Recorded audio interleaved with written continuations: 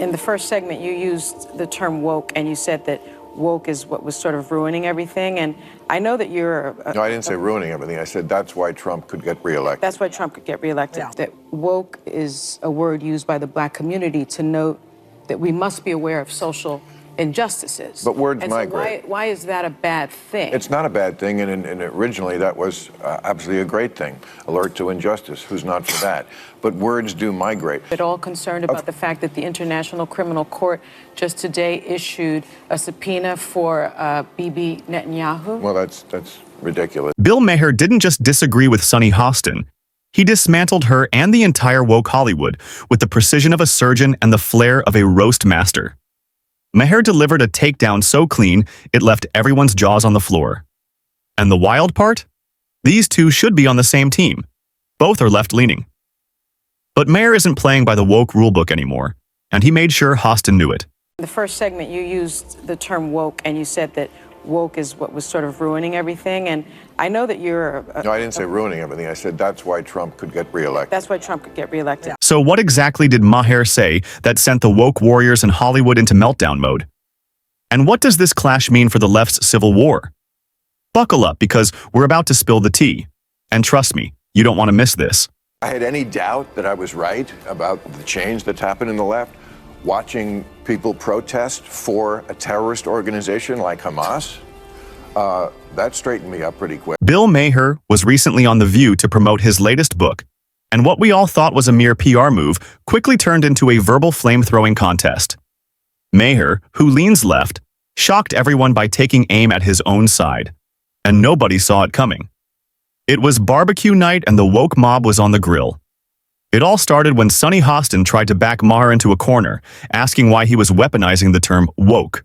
It struck me that in the first segment, you used the term woke, and you said that woke is what was sort of ruining everything. And I know that you're... No, I didn't say ruining everything. I said that's why Trump could get reelected. That's why Trump could get reelected. Yeah. So the term woke has been, in my view, co-opted by the right and weaponized and bastardized. And so I was surprised to hear you use the term, because historically, as you know, because I think you're quite brilliant, that woke is a word used by the Black community to note that we must be aware of social injustices. But words and migrate. So why is that a bad thing? Hostin thought she was playing chess by subtly calling Maher a hypocrite. She tried to paint him as someone attacking a culture he supposedly belonged to. But Maher wasn't born yesterday. He saw through her setup like glass and had zero intention of falling for the woke mob's favorite trick, twisting words to trap their opponents. It's not a bad thing, and originally that was absolutely a great thing. Alert to injustice. Who's not for that? But words do migrate. Now, I'll use any term you want. Okay. Because maybe that is a word that's triggering, and so let's not use that word. I don't know. Want to call it the super far left? Bill Maher's first move was to brilliantly sidestep Hostin's trap by insisting that words migrate, and that one word today can mean a totally different thing tomorrow. He didn't use the term woke in its original sense, but in the sense and meaning that the extreme leftist mob has given it. Hostin probably thought she'd watch Maher crumble under the hypocrisy charge. Instead, she walked straight into his setup. Maher turned the tables, forcing Hostin to taste the very trap she laid. But don't tell me that the left hasn't changed. Mm-hmm. I mean, I'm old enough to remember when it was the conservatives who hated the Jews. Yeah. Okay. That was a joke. But, too dark, too dark. Well, maybe it is, but it's true. I mean, you know, if I had any doubt that I was right about the change that's happened in the left, watching people protest for a terrorist organization like Hamas, Did you catch that? Here's Bill Maher, a card-carrying lefty, claiming that he got straightened up really quick when he saw the woke mob voicing support for the terrorist group Hamas. Yes, Hamas, the group infamous for believing Israel doesn't deserve to exist and should be wiped off the planet. Charming, right? But wait, it gets worse. Their ideology doesn't stop there. It has spawned repeated efforts to eliminate Jews both in the sub-region and beyond. And yet, here we are, with self-proclaimed woke warriors pointing fingers at Israelis for the audacity of existing, while cheering on Hamas's twisted mission. Maher, for all his liberalism, is as shocked by this insanity as the rest of us. I mean, it's just astounding to me that they can't tell the good guys from the bad guys. I mean, just morally. I mean, let me tell you, if you're for Hamas, just live in Gaza for a day. And I'm not talking about while the war is on. I mean, before the war. Trust me, you would go running and screaming and begging to live in Tel Aviv, a place that has your values. Maher nailed it. Most of the women on The View, including Hostin, would choose to live in Israel rather than in Palestine. Israelis have values that mirror American society. In fact, none of the members of the woke would want to live in Palestine due to their strict laws that curtail the freedom of women. Maher pulled no punches, exposing the woke crowd's double standards. They scream against Israel, but wouldn't last 5 minutes living under Palestine's oppressive rules. The hypocrisy was stifling. Maher exposed the glaring gap between women's rights in Israel versus Palestine, and suddenly, the woke mob became agitated. I mean, women have no, I mean, this is a show watched by a lot of women. Women have no rights in this place, and a lot of majority Muslim countries around the world. I mean, there is no equal rights as far as speech, dress, opportunities for education, reproductive rights, freedom from sexual violence, freedom from sexual harassment. The LGBTQ community as well. Yes. That too. But you throw around the term apartheid. There is a gender apartheid in a lot of the world where women are second-class citizens at best. Maher just delivered another deadly blow right there by highlighting the gender rights disparity in a majority of Muslim countries, the very countries the woke warriors are so desperately fighting for.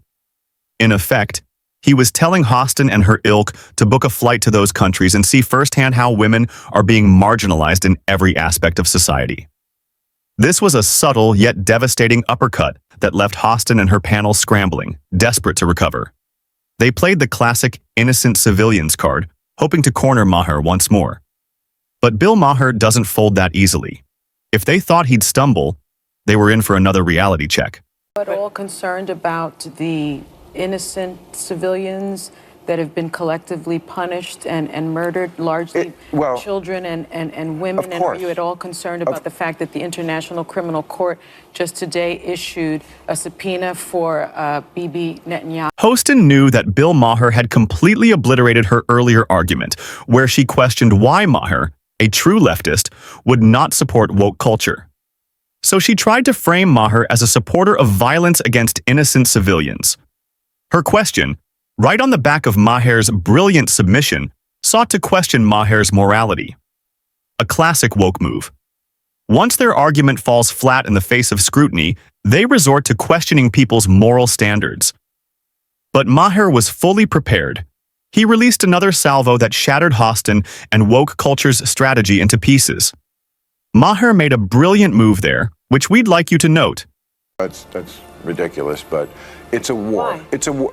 Because it's a war, and they were attacked, and they're defending themselves. Now, this is a war. Do you think Hamas needs to be destroyed? Hostin realized Maher had just torched her earlier argument about why a true leftist like him wouldn't back woke culture. So, in a last-ditch attempt, she tried to paint him as a supporter of violence against innocent civilians. Classic woke move. When their arguments crumble under scrutiny, they pivot to moral grandstanding. But Maher saw it coming a mile away. He fired back with another devastating salvo, blowing Hostin's weak strategy and the woke playbook into tiny, irreparable pieces. And here's the kicker. Maher's counter wasn't just brilliant. It was a masterclass in handling these setups. Pay close attention, folks. This is the question. Yes. You do? Yes. So how can we do that with a ceasefire? All right. So Hamas needs to be destroyed because they are a terrorist organization who say openly that they want to commit genocide on the Jewish people, on the state of Israel. That's what from the river to the sea means, okay? And they say it very openly. They said, we did this attack. They've attacked Israel 5 times. They've started 5 wars since they were given that land back. They could have chosen to turn that place into any place they wanted to, and they took a lot of money that they took from the international community, and they spent it on bombs and guns and building tunnels. So if they need to be destroyed, how do we do that? It's a war. I don't know how to do that, and you don't know how to do that. I assume the Israeli... Of course, everybody is, but that's what happens in a war. Here's a way to stop that. Stop attacking Israel. And there it was. A truth bomb. dropped with Bill Maher's signature calm precision. Notice how everyone clapped, except Hostin. Oh, she felt that heat and sat there like a soaked dog shivering on a freezing Friday night. Maher dismantled the woke mindset so thoroughly, even Hostin's panelists and the presumably left-leaning studio audience couldn't resist applauding his brilliance. Maher knows the woke playbook inside and out, and he exposes its absurdity with surgical finesse. But hold on, he wasn't done yet. He saved the best shot for last. When Whoopi asked if the media skewed the news to push a narrative, Maher's answer was nothing short of masterful. It's just nothing. Yeah. And it's narrative over truth. You know, I mean, it's not like when I hear people talk on either side of it, I always think they're lying. They're just telling me half of it. Yeah. And I never trust them anywhere until I check out the... Once again, Bill Maher tore into the woke agenda, which he cleverly dubbed the narrative over truth.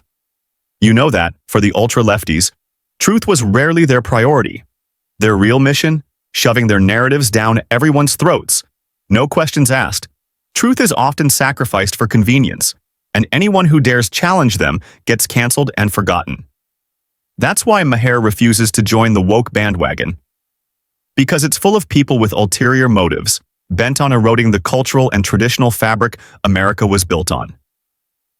Maher's courage sent shockwaves through the room, even earning him a few fans from the right. But did you catch Hostin's face during all this? She looked like she'd seen a ghost and couldn't wait to flee.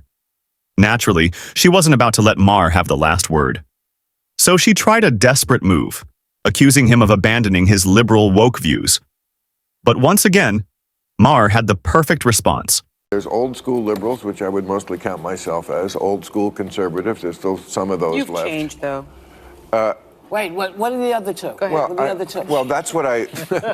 Well, that's what I was trying to find out in this book. I don't think Yeah. I have. And you know, we were saying in the break, we have to come up with a new word for woke. Let's have a contest because this is a word that's triggering. But I mean, those concepts that are different than they were 5 years ago. Maher was basically saying that he was an old-school liberal, someone who believed in social justice, yes, but not the kind that makes people comfortable in their misery. He argued that his views were totally different from the woke mob, who think people should be encouraged in their misery, even when it's hurting them. To drive his point home, Maher gave a classic example. An old-school liberal, he argued, would be all for getting homeless men off the street and into safe, comfortable shelters. Meanwhile, the woke mob would prefer to keep them right there, on the sidewalk, demanding that everyone else deal with the inconvenience. And anyone who dares to complain? Cancelled. Homeless was a term that I thought we kind of came up with because people were calling them bums and vagrants and hobos. Now that's homeless. hard. Now, no. It's unhoused. Well, it's now. people Unhoused. experiencing Now it's unhoused. homelessness. But they're experiencing it on the street. Yeah. Okay, the liberal view of that was for compassion's sake. We're the liberals, we're compassionate. Let's get these people off the street. That's not the view of the, whatever word we're going to come up with for this. Their view of the homeless is they're an endangered species that needs to be protected in their natural habitat, living their best life under a... Maher's bravery, wit, and sarcasm on the show was excellent. All who watched that episode had nothing but praise for the comedian, for putting the woke mob in their place. One fan wrote, "I've never seen anyone destroy the liberal woke narrative so calmly and eloquently while leaving the view panel dumbfounded and speechless." Others decided to join Maher in calling out hypocrisy in woke culture, like this commenter. "Unbelievable what hypocrites these women are. Comical that they should complain about the media not telling both sides of the story, when the media is already 90% on their side and they never tell the other side on their show." Others also decided to call out Sunny Hostin for her underhanded tactics. Sunny needs to stop putting words in people's mouths, saying that they said something and they didn't. Total gaslighting. Bill Maher's appearance on The View was less of a friendly chat and more of a masterclass in dismantling woke hypocrisy. From the moment Sunny Hostin tried to corner him, Maher handled her like a seasoned pro. Calm, precise, devastating. The woke mob didn't see it coming, and judging by their collective meltdown, they're still reeling from the fallout. Interestingly, Maher hasn't limited his sharp critiques to the woke mob. He takes on presidents too, especially those he believes are championing ultra-leftist groups and causes. During his time on The View, the comedian took a swipe at President Biden for his age and how it probably affects his role as President of the United States. Biden just presents as old. It's not really fair. No. Because he's almost the same age. Trump is almost the same age as him. I know. But Trump doesn't present that way. You know, you look at somebody right away, you can kind of just sum them up. I mean, we are not young, but we don't present as old. Yeah. Biden does. I saw him yesterday making that speech. Yeah. I mean, I'm sorry. He's Ouch. That should hurt.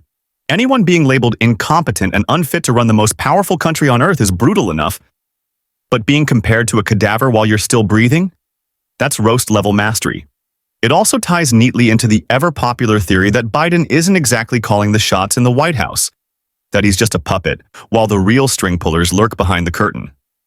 Maher's appearance on The View wasn't just a headache for the woke mob, it was a full-blown migraine. His razor-sharp rhetoric and devastating quips left Sunny Hostin looking like she wished the floor would open up and swallow her whole. By the time Maher dropped his final truth bomb, Hostin's arguments were dust, and the woke mob's fragile narrative lay in shambles. They never stood a chance.